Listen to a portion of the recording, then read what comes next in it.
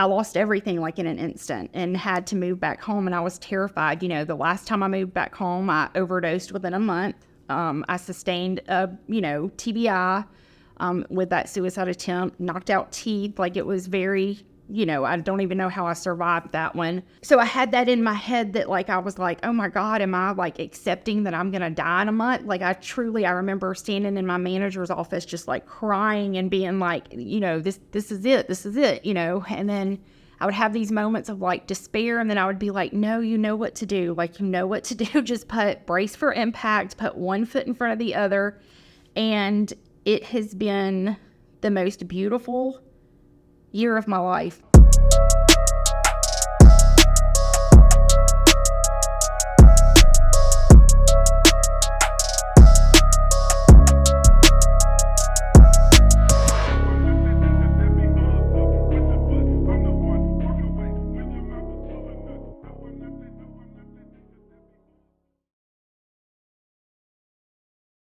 I'm going to let you introduce yourself. So why don't you just tell me your name and how old you are and where you live? My name's Misty Lee. I'm 47 and I live in Mobile, Alabama.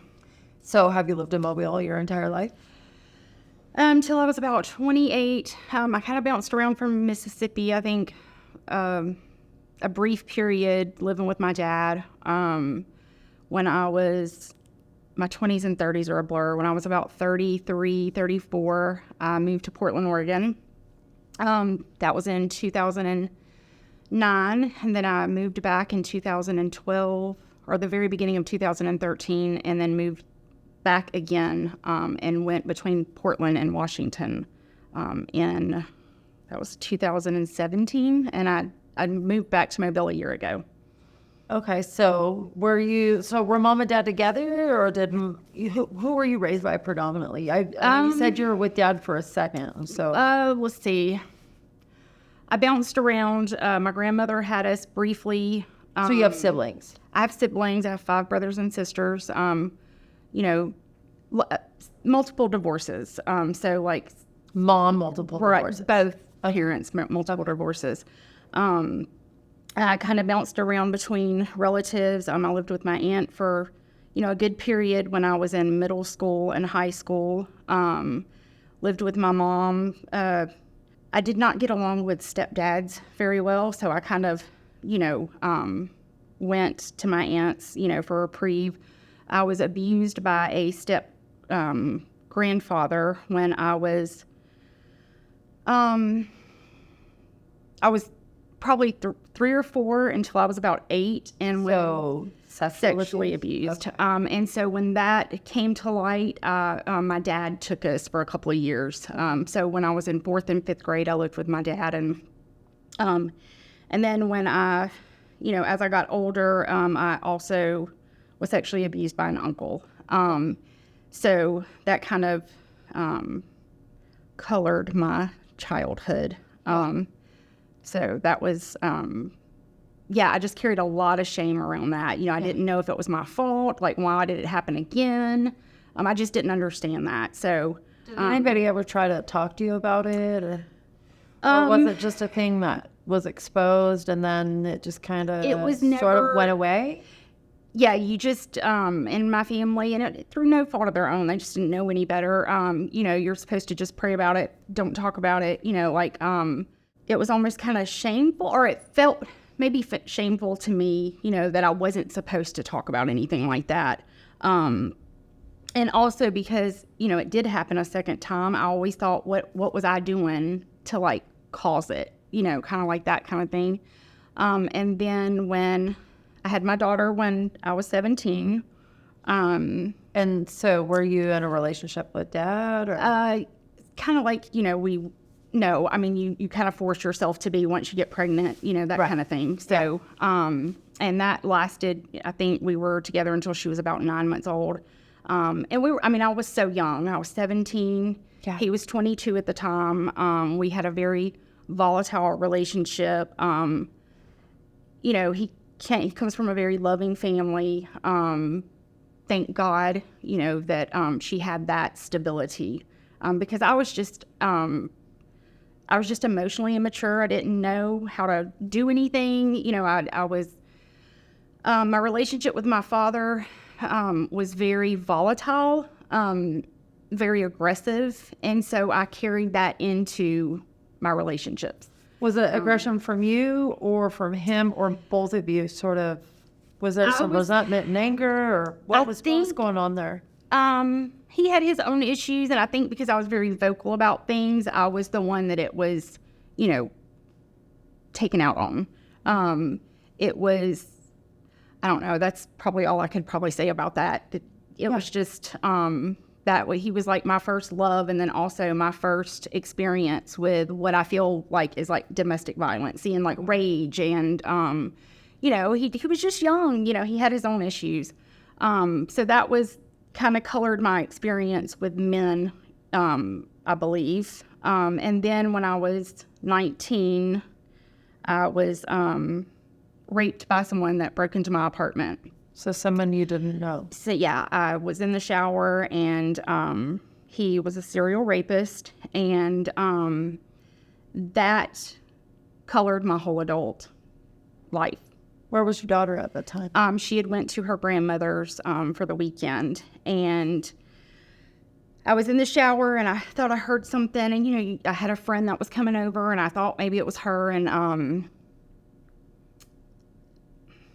when I opened the door, he was just standing there, and like I remember like thinking like, is this a maintenance man? Is this, you're like all these weird thoughts go through. You're trying to like make sense of it, and it was just the weirdest experience. I mean, of course it's weird, but it wasn't like you see on TV, like the stereotypical like violence. It was just like, do what I say, you won't get hurt. And I did, I remember saying, please don't hurt me. I have a daughter. And he said, I know you do. Just do what I say and you won't get hurt. And, it didn't register with me then, but like, that's when, I knew he had been watching me. And so, last year, one day my daughter and I are estranged, and I remember going down the road, and I was like playing that in my head, and I'm like, I did exactly what he said, and, now I lost my daughter anyway. That was really hard. I just didn't know how to deal with it. There was no internet. There was no helpline. I didn't know anything about mental health. My family didn't, and God love them, they didn't know what to do. You don't know how, so I just kind of sunk into myself, and there are a lot of other victims of this man. Yes, and out of respect for them, I'm not going to go into any further detail with that. Also, because I have a parole hearing coming up, and I don't know how, I just would rather not discuss that. But it shaped my whole adulthood. I was fearful. I had never, I think I'd had drinks a couple of times, but when I turned 21, I went to multiple trials. Mine ended in a mistrial. So it was like, did testify. I did. How hard was that for you? That was, you're the, he's the victim. They put you on trial. You talk about every horrible thing, like you're the one on trial, not him. And the first one was a mistrial. And I remember I just couldn't believe it. Like, I couldn't believe, everybody, I wasn't acting the right way. If I was too feisty, if that had really happened, I would have been able to fight him off. Why didn't I scream? Well, I was in shock when it happened. So I did not have the normal responses that people thought I should have had. He was also, he's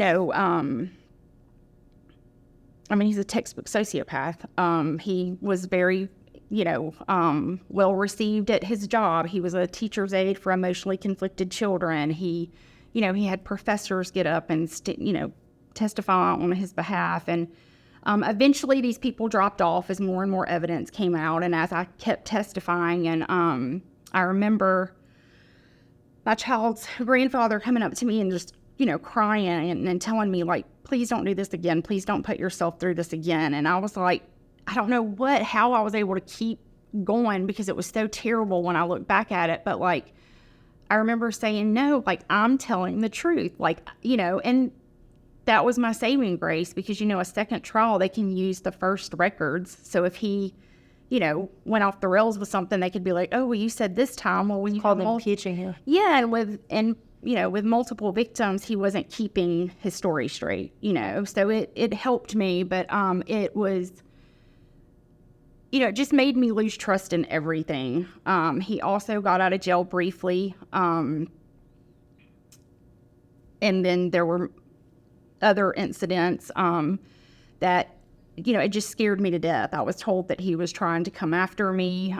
It just really made me panic all the time. I was terrified to stay by myself.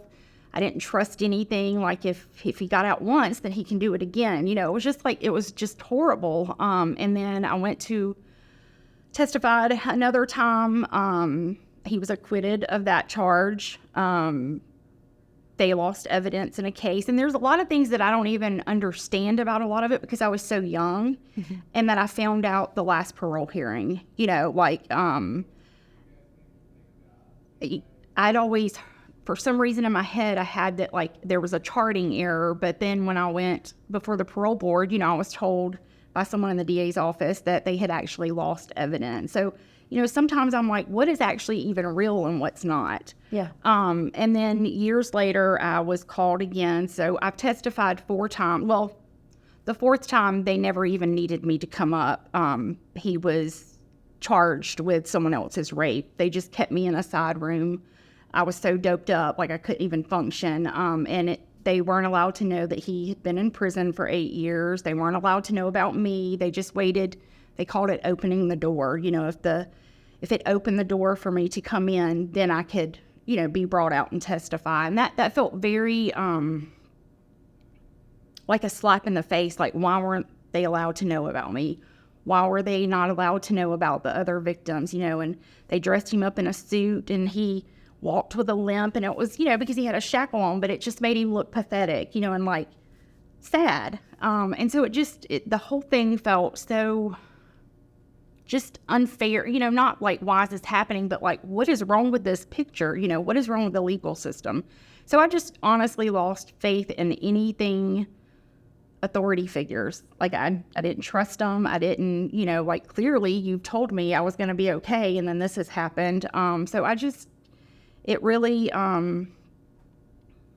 messed me up, really. And when I was 21, I went out to a bar for the first time, and, the bars don't close. They stay open until 7, 8 o'clock. Well, I, had my first drink, or I'd drank before a couple of times, but I didn't have to go home and be terrified. And it just, by the time I was 23, I was in rehab. It just really spun out of control very quickly. And I turned to sex, if somebody would take me home, I would go home with them, because I was so terrified. And then you hit that shame spiral, you're doing things that you never thought you would do. And and then, you're not able to function correctly. And then that brings more shame. You're not able to parent correctly. And that, it just keeps building and building. And so what was your response to the shame? I just kept, getting worse and worse with addiction, and I was able to maintain jobs a lot. So a lot of people didn't realize how bad things were getting. But the main thing was I either drank until I passed out, or I would, do speed to stay up because I was so terrified to sleep. And so it just became this constant cycle. And then if I had my child, I could go, weeks without doing anything because I had her with me. But the minute she was gone, I would just go off the rails. I couldn't function correctly. And so, that went on for a really long time until I just couldn't maintain it anymore. I just snapped. And that's when I moved to Portland. I thought that I was going to get help. I was very suicidal. With my experience helping a friend try to seek treatment, there was nothing in the South. I was having to drive her to Florida. I had to take her to Mississippi one time. And so I just didn't trust that I was going to get the help that I needed. And I was scared. There was a lot of stigma around that at the time. So I went to Portland, and that just turned into, it was horrible. But it's how I got the help that I needed, and it took a long time for it to kick in or, really progress, but I saw a different way. And that was that was it. Can you talk about that? What did you see? What kind of help did you get? What was that way? Well, honestly, this suicide attempt started. I had a lot of shame with leaving my child. I was helping with other children, which even intensified I felt like I was cheating on my child, and I didn't know what I was walking into. And it just, it was weird. It was the first time that I felt free, like I could walk down the street and not feel like complete panic. But at the same time, I was experiencing so much grief about my child and my life. And then it was just, I was just spiraling. My drug use intensified. The drugs became harder. And then the suicide attempt started. So I was in and out of the hospital. How old were you during this time? I want to say I was like 33. That time is all a blur. They started, I believe, in 2011. And by 2013, I was on disability and considered terminal. I received the disability within like 3 months. That was like a really hard thing to accept, to see that you would die within 6 months or whatever they have on the front of that form. And I came back. I had to go into a homeless shelter, which was another level of, this trauma. was 10 years ago. Yeah. And I came home in 2013. And in my heart, I just thought everybody was going to understand what was happening. And so I left. And even though I was in a homeless shelter, And you say everybody, who you're talking about? my family, my ex-boyfriend at the time, he was like, come back. We were still friends. And he was like, come back, everything will be fine. I'll help. And when I came back, it was like, well, I thought this was, going to happen a couple of weeks and then you were going to be fine. And it was like, it hit me that nobody understood what was happening to me. And that Did you understand what was happening to you? I didn't. It was the first time that I felt like I didn't understand triggers. I didn't understand, I just knew that I was always very reactive. 1 minute I would be okay. And then the next minute I'm like extremely explosive. I kept everybody like walking on eggshells because I didn't know what was happening. I didn't know how to control it. I didn't even know what it was. I just knew that I didn't know what would set me off. I didn't understand it. And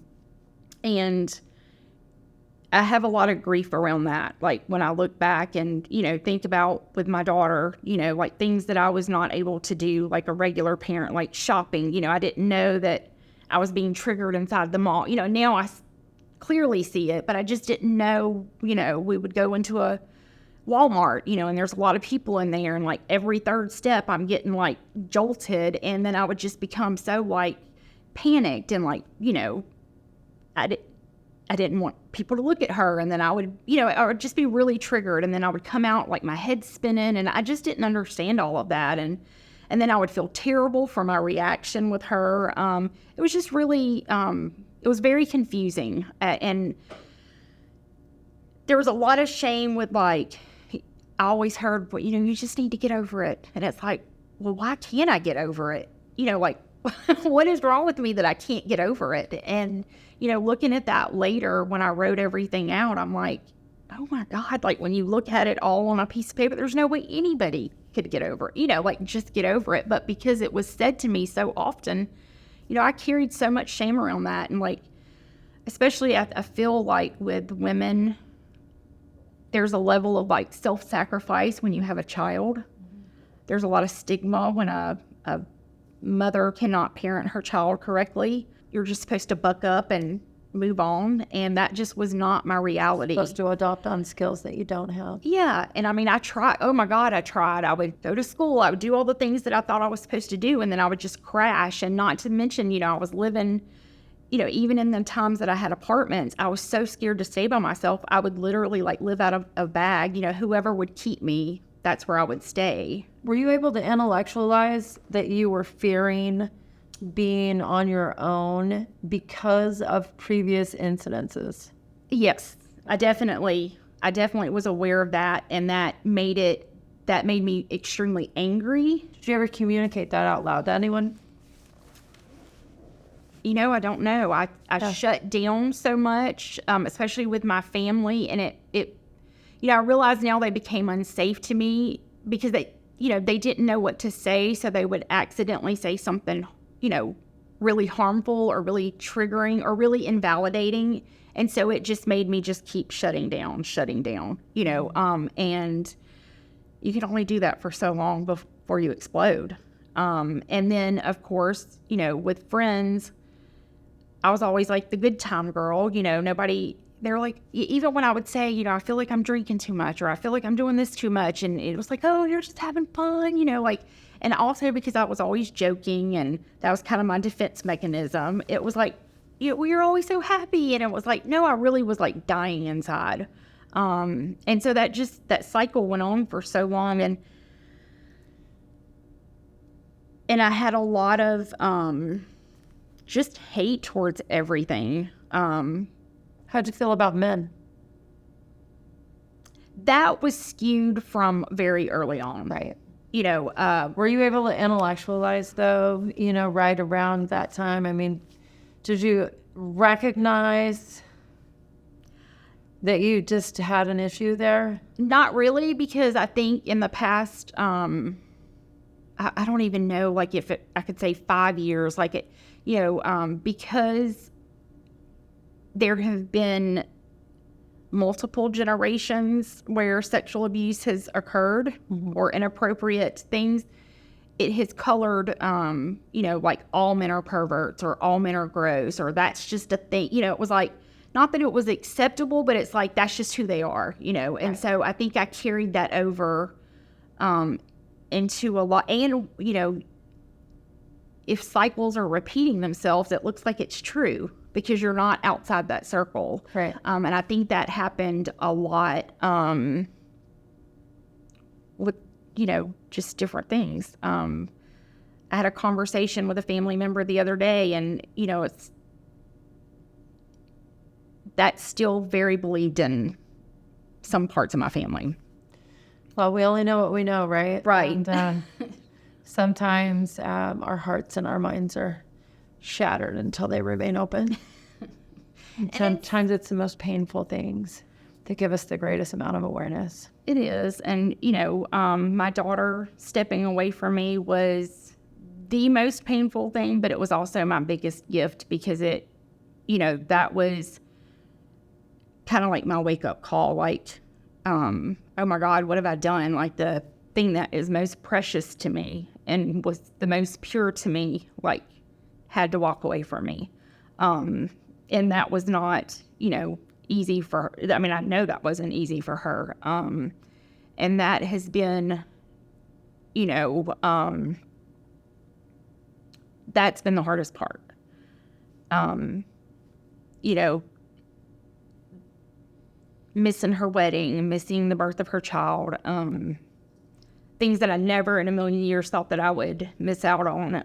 And then knowing that, you know, I love her so much that I want her to just, you know, I knew that I wasn't healthy. I could have probably tried to repair that relationship immediately, but I just did not trust myself. I saw the damage I was causing. I couldn't stay out of the hospital. So, with that being said, you know, going through the hard stuff, the grief over my daughter, she had every right to protect herself. It's actually a very honorable thing. Now that if I can separate my feelings and my grief, you know, I'm very proud of her for taking the steps to like protect herself. I had a parole hearing that I had to test, and I don't have to do anything, but I do choose to do it because I believe that he's dangerous, that he will hurt other people. I believe that with all of my heart. And so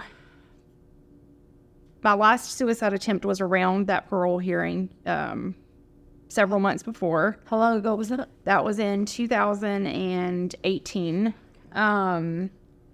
I was experiencing a lot of, a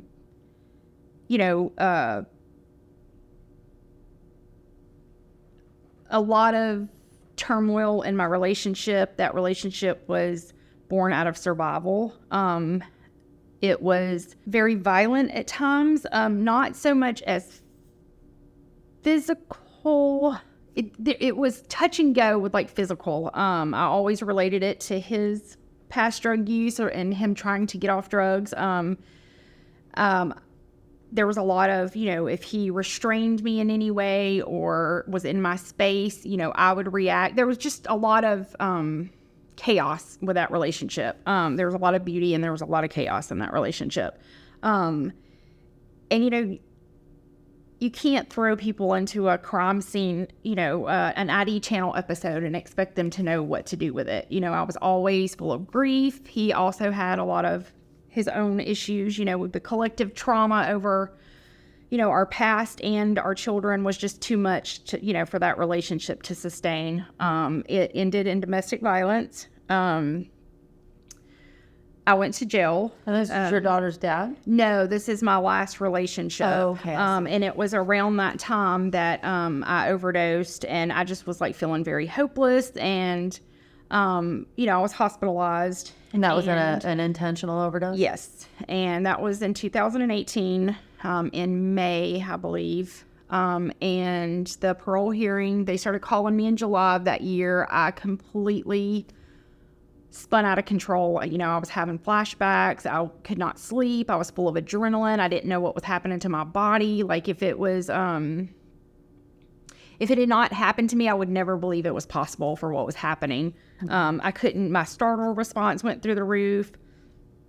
I felt like lightning was going through my arms. I couldn't think straight. I started drinking very, very heavily during that time to try to knock myself out.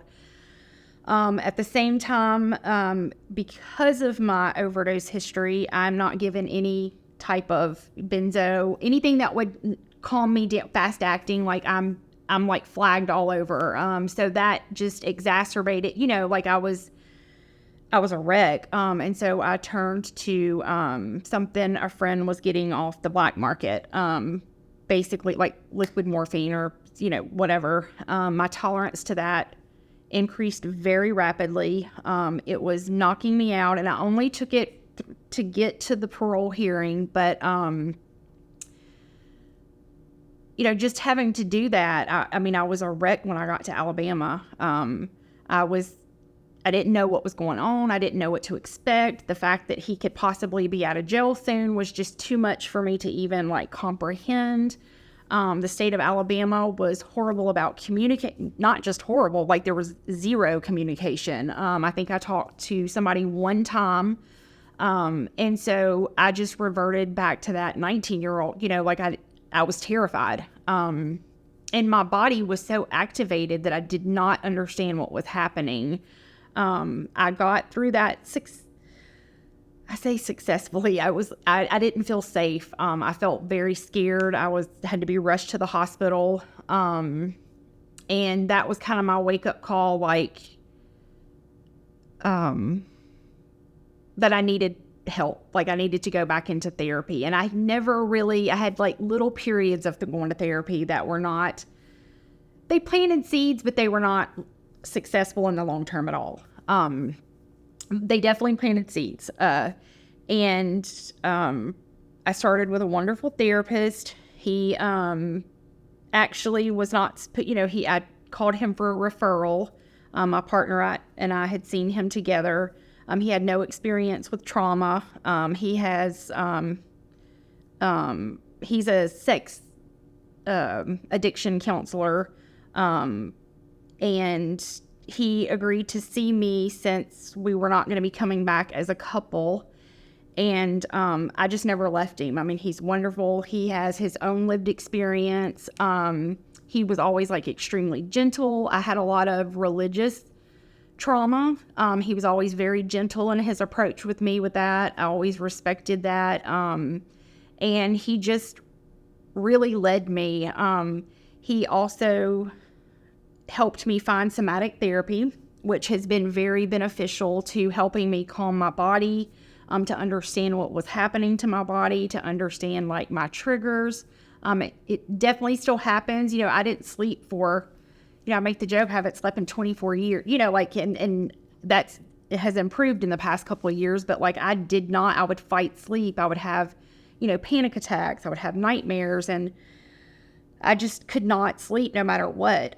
They've given me everything under the sun. And throughout all that time as well, I would like to mention that I was given every mental health diagnosis under the sun. And that was also very harmful for me, with, being overly medicated or, given Seroquel to keep me asleep and then amping me up with amphetamines to keep me awake, to like counteract it. And so I was like, now that I look back at that period of time, and I was trusting them because I thought they knew what they were doing, and it caused a lot of havoc.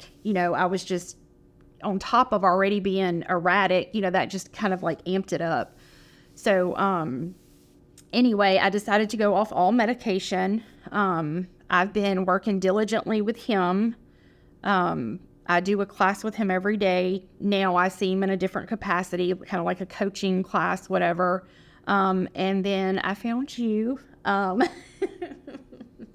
And, when you reached out about the Women's Rage group, it was perfect. My relationship had just ended in, this really violent way. It was like I lost everything. They arrested me instead of him, and the charges were eventually dropped, but it was the perfect storm. I couldn't go back into my house. I had a 5-year protective order, so I lost everything like in an instant and had to move back home, and I was terrified. The last time I moved back home, I overdosed within a month. I sustained a, TBI with that suicide attempt, knocked out teeth. Like it was very, I don't even know how I survived that one. And so I had that in my head that like, I was like, oh my God, am I like accepting that I'm going to die in a month? Like I remember standing in my manager's office, just like crying and being like, this is it, and then I would have these moments of like despair. And then I would be like, no, you know what to do. Like, just brace for impact, put one foot in front of the other. And it has been the most beautiful year of my life. Like I've gotten acceptance around my daughter. I am super proud of her. I want her to heal. I see where I have played a huge part in, like her dad, her stepmom. They were such lovely people, and I forced their hand in everything. I had a lot of resentment around that for a really long time. But like I see, if I had not been so erratic and so, they were scared for my daughter. They didn't know what was going on. And so, I'm hoping that I can right some wrongs. I'm in the process of doing that as we speak. I'm getting ready for the parole hearing, almost 6 months sober. I'll totally be honest, I did not go to AA thinking that it was going to be the answer. I strictly I made a commitment to myself to go for a year. I was honestly thinking about that parole hearing coming up and like thinking that I needed a safety net in place. I hope to God that doesn't happen again, but like historically speaking, because it has, I know things are really different now. I have a lot of support now. I have a therapist now. I have things that are totally different. I have your out cohort, participating in that. And I feel very stable right now. I don't feel scared. I mean, I'm not going to say it doesn't kind of make me nervous or whatever, but I feel very stable right now where I can, get to that parole hearing, say what I need to say. Last time I couldn't even speak. I was in such bad shape. But I feel like this time I can, kind of take my power back. It's been a lot, but it's really been the most beautiful thing to me. And it's, not that I would ever recommend it for anybody else, but it's been a very healing thing for me. And I don't think any of it would have ever happened without all of those hard knocks. Maybe it was because I was stubborn. Maybe it was because, I had so many things that I needed to uncondition. And each of those times it was like a cleansing, for every knockdown, cleanse a little more, and now I feel like I'm finally can breathe. and get to where I need to get. So that's a whole lot of stuff to happen. And the question that continued to come up for me in my brain is, did the medical system, did any of the systems that were involved in your life during those times try to offer you the support that you needed to move through that without destroying yourself? So my first suicide attempt was when I was about, I think I was 22, somewhere in that area. It was in 2000, I know that, so whatever that makes me. And I remember they said that I had sustained the same trauma the same internal injuries as if I had been in a car wreck. I mean, I fought everybody. They were trying to restrain me, which made me fight even harder. I banged my head against the brick wall. Like I was just, a mess. I couldn't move the next morning. They kept restraining me, and I kept pulling my hands out, and my hands, looked like the balloons that you blow up. I mean, it was awful. And I remember the guy coming in, I remember my stepdad at the time coming in and saying, don't say you tried to do this on purpose. They're going to put you in the psych ward. And that was terrifying to me because, I didn't have any concept of the mental health system, just what you see on TV or that it's bad or whatever. And when I told him, I was like, look, when the doctor came in, I was like, I can't afford medicine. I wait tables. I make $2.13 an hour. I have a child. And so I remember he said, we're going to get you some help. And he sent me to a methadone clinic, a group therapy at a methadone clinic. And, at the time, my drug use was not as, I feel like it was more like recreational, like binge kind of thing at that time. And so I go in there and I'm with these in my brain, like these really hardcore addicts. I did not relate to them. One lady sits across from me and talks about, leaving the kids in the car while she goes into the motel to turn tricks and her friend's beheaded in the next room.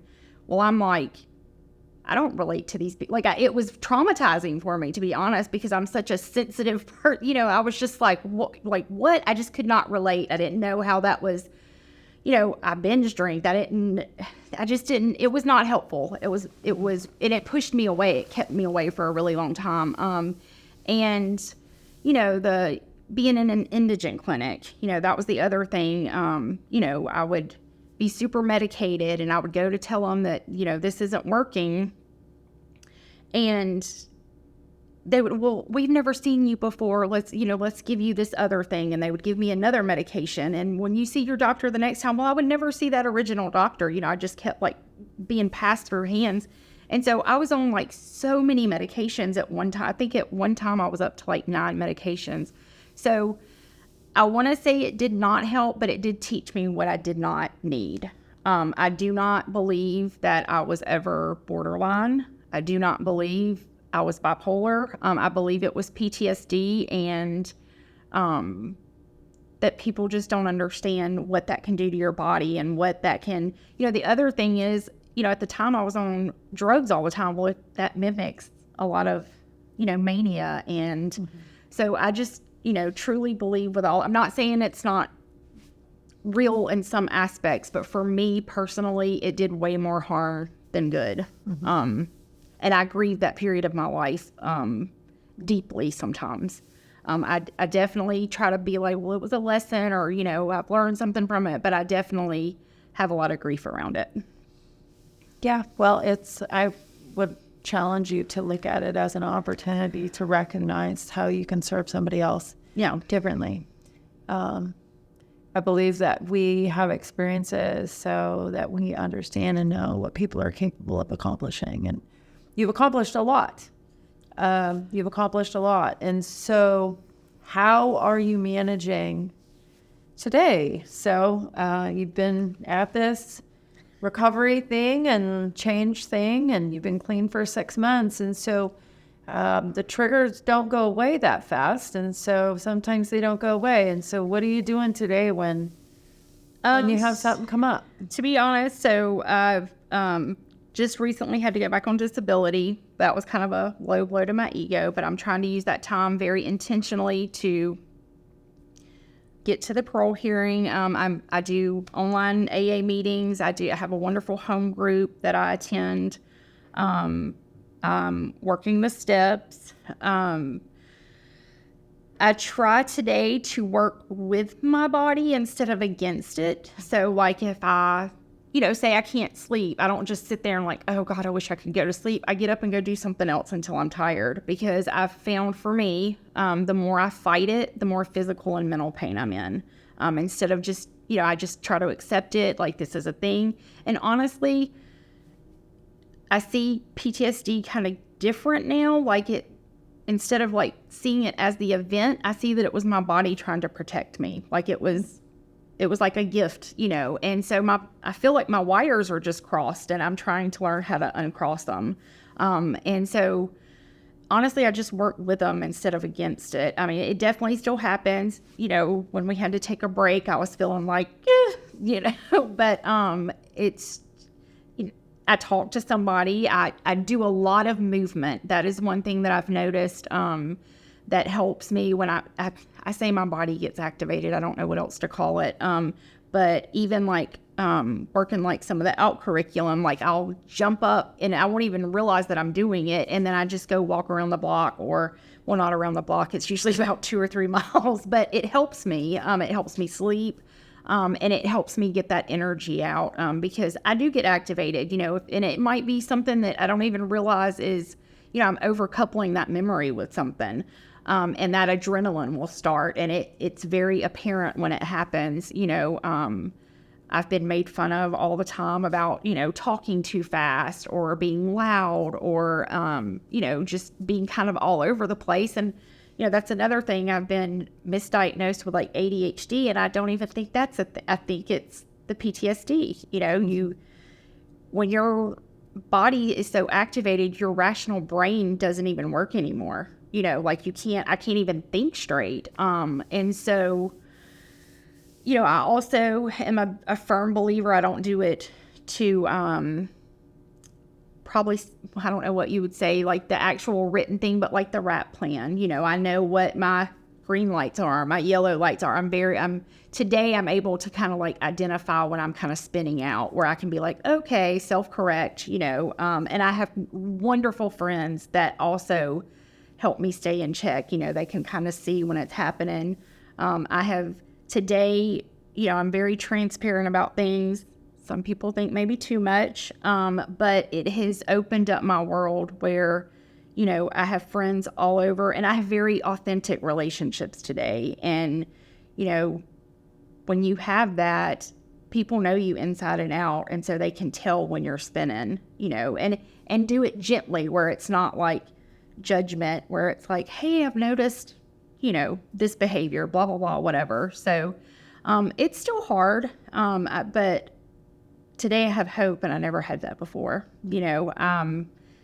Practicing staying by myself. That was another huge thing that kept me really hopeless, and I felt broken. I truly felt like I was never going to be repaired. I didn't even think it was possible, not just feel that way. Like I truly thought that I was broken. And I couldn't take a shower without anybody home. That's exhausting when you can't function on a day-to-day basis. And then you feel a lot of shame around that. Like, hey, can you not leave until I take a shower? Or, that just gets a lot, not just for me, but for the other person too. They feel like they're having to babysit, or like, so, that has affected, my relationships. But I started practicing at my aunt's house. I honored my body when it kind of got out of control, so I wasn't able to like move around the room or the house. I just stayed in the front room, and then I just started every day practicing taking the shower, and it was horrifying. I'm not gonna lie, but I just kept doing it every day, and now it's gotten to where I don't even think about it anymore. I mean, there's been a couple of times where I'm like, oh my God, I just took a shower and I didn't have to like mentally prepare. And it's it's not always successful, but I mean, it's given me hope that it's possible. So it's, hope. That's what it is. I see what everybody's doing. I know what I've been through. I know the chaos I've caused, and I see how much I've changed. It's noticeable to people. I'm calm. I'm happy. I'm joyful. And that was not my reality, even 5 years ago. So I feel really good today. Do you ever think about feeling those things and that you haven't genuinely felt them in a long time and wonder who the heck you're looking at in the mirror? I can honestly say that I have never felt that in my adult life, or maybe it's been so long that I don't remember it. And so today, that's going to make me cry. It's okay. I cry on this stuff all the time. Today, I'll see pictures of myself and I look genuinely happy, when everybody's upset about their wrinkles around their eyes. Like, to me, it just means I'm smiling all the time, and like, it makes me super happy, the way I'm able to show up for my family members, the way I'm able to show up for friends, that was not my reality before. It's not that I didn't want to. I just, I was either always so fragile or I was always so explosive. I was not dependable. And, I just caused a lot of havoc, and, not even intentional. Sometimes, yes, intentional, but a lot of times it was unintentional. I just didn't know how to handle anything. That has also given me grace with other people to see how they just didn't know what to do either. My family, it's led to a lot of forgiveness, and not just with me, but with, my whole family. And understand that, everybody was just doing the best that they could. They didn't know. Yeah, it's a lot, but it's what had to happen for me. Sometimes life is a lot, and I feel like those who can weather the storm really have a lot to offer. So I think sometimes we just have to change our perspective, and I've gotten the opportunity to watch you change your perspective and push past things and come closer to the woman that you have always known that you could be in your heart. And it's our colorful paths that allow us to serve the most people. And I really believe that that is why we go through the things that we go through. So if you could look right under that camera, you can look at that guy and talk to him.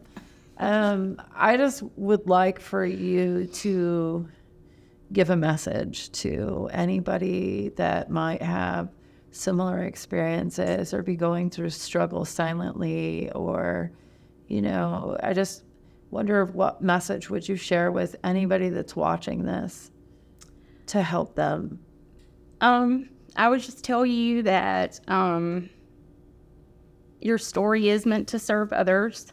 The more you lean into it, the less it will control you. And there's hope. And the more transparent you can be and know that everybody has a story, like, we carry so much shame, and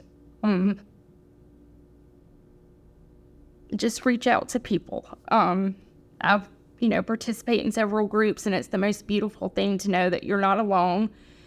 You're not crazy. You're not, you're a gift. You're a gift, and you have something to give to other people. So that's it. Is there anything else you would like to say? No, that's it. Thank you for having me. Thank you for coming on Modern America. Thank you for sharing.